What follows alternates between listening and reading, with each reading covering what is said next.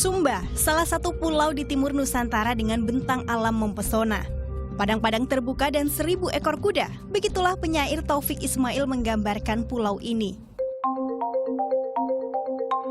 Namun di balik keindahannya, Sumba menyimpan cerita pilu. 70 tahun lamanya Pulau Sumba hidup dalam kegelapan. Dalam kurun waktu 70 tahun terakhir, mayoritas warga Sumba hanya mengandalkan cahaya matahari sebagai penerangan. Tahun 2010 lalu, rasio penggunaan listrik di Pulau Sumba hanya mencapai 24%. Ini tentu berbeda jauh dengan Pulau Jawa yang hampir mencapai 100%. Pulau Sumba terbagi dalam 4 kabupaten. Salah satunya adalah Kabupaten Sumba Timur yang berpusat di kota Waingapu. Sebagai kota kecil, geliat ekonomi di Waingapu bisa dibilang cukup berkembang. Namun tidak demikian halnya dengan wilayah pelosok Sumba Timur. Desa Kamanggi di Kecamatan Kahoung Eti misalnya. Hidup di pelosok dan jauh dari infrastruktur membuat rumah-rumah di Desa Kamanggi tak terjangkau kabel listrik PLN. Namun itu cerita lama. Sejak tahun 2010 mereka bisa merasakan nikmatnya listrik.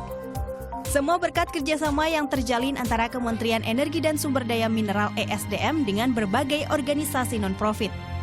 Untuk mensuplai aliran listrik, Desa Kamanggi memiliki sekitar 20 kincir angin. 20 kincir angin ini dipasang di Bukit Sabana Desa Kamanggi.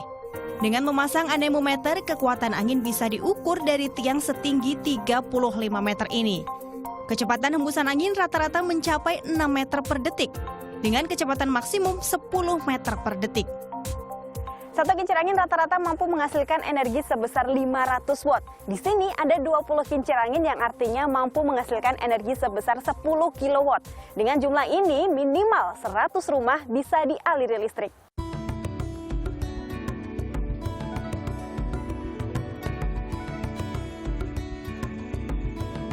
Cara kerja kincir angin ini cukup sederhana.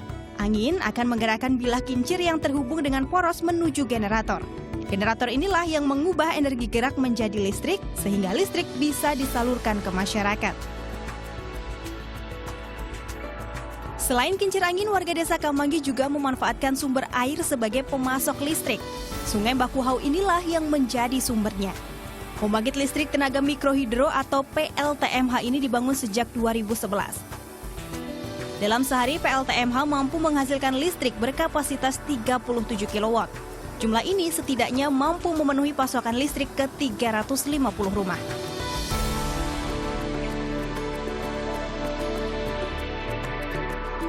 Semenjak listrik masuk ke Desa Kamanggi, perlahan kehidupan masyarakat pun mulai berubah. Kalau zaman dulu kan kami belum ada listrik, masih pakai pelita. Karena sekarang sudah ada listrik, jadi anak-anak ini belajarnya bagus juga. Dengan nilai di sekolah juga bagus. Cepat malah sudah kalau terang tidak terlalu ini. Tapi sekarang sudah ada listrik ini. Oh, kita kerja malam ini, tenun malam, anyam-anyaman malam, ayam tikar, ayam sama ini tadi. Bisa-bisa semua.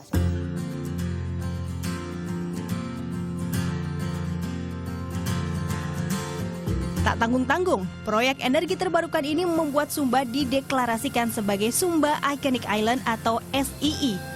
SII akan menjadikan Sumba sebagai satu-satunya pulau di Indonesia bahkan di Asia Tenggara yang 100% mengandalkan sumber-sumber energi terbarukan untuk penerangan, yaitu dari tenaga surya, mikrohidro, tenaga angin, dan biogas.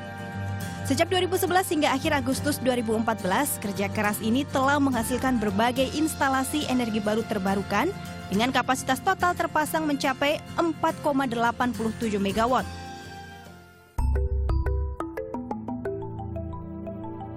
Dan kini hasilnya sekitar 4.000 rumah di Sumba teraliri listrik dengan memanfaatkan 14.000 unit pembangkit listrik tenaga surya, 100 unit pembangkit listrik tenaga angin, 1.173 instalasi biogas rumah tangga, dan 12 unit pembangkit listrik tenaga mikrohidro.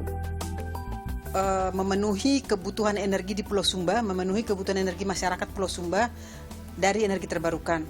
Dan kalau ini udah berhasil, jadi kita kan punya target, kita udah roadmap nih sampai tahun 2020. Ya, jadi kita udah punya roadmap di sana, udah diidentifikasi semua potensi-potensinya, kemudian juga udah dibuat tahapan-tahapan pembangunannya seperti apa. Nah, pada tahun 2020 dari roadmap yang kita punya sekarang, maka kita nanti akan bisa mencapai rasio elektrifikasi 95%. Dan kemudian pemenuhan energi terbarukan itu sebesar 65%.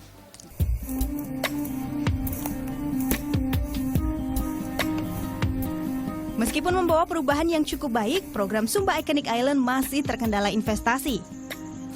Untuk mensukseskan program ini setidaknya dibutuhkan dana sekitar 400 juta dolar Amerika Serikat atau setara 5,5 triliun rupiah. Untuk itu pemerintah terus melakukan berbagai upaya agar mampu menarik investor. Sehingga ke depannya jika program ini berhasil di Pulau Sumba, pulau-pulau lain di Indonesia juga akan menerapkan hal yang sama. Pulau Sumba memiliki kekayaan alam yang potensial untuk dijadikan sebagai sumber energi baru terbarukan. Dengan potensi sebesar ini, untuk menjadikan Pulau Sumba sebagai ikon energi terbarukan bukan hal yang mustahil.